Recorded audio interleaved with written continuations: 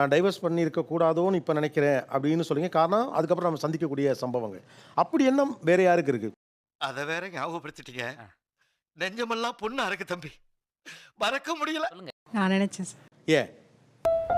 எனக்கு அவரை ரொம்ப பிடிக்கும். அதனால கொஞ்சம் யோசிச்சிருக்கலாமா அப்படின்னு நினைச்சேன். கூட இல்லை, ஆனால் நான் அவரை ரொம்ப லவ் பண்ணுறேன், விரும்புகிறேன்.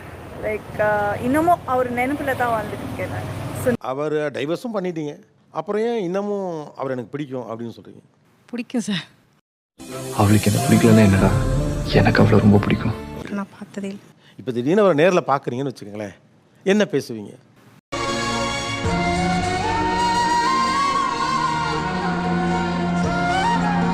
ஏன் இப்படி விட்டுட்டு போயிட்டீங்கன்னு கேட்க தோணும்.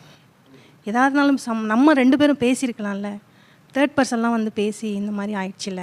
கல்யாணம் ஆகி லவ் ஃபெயிலியர் கேள்விப்பட்டுக்கிறீங்களா? அது எந்த தாப்ரோ?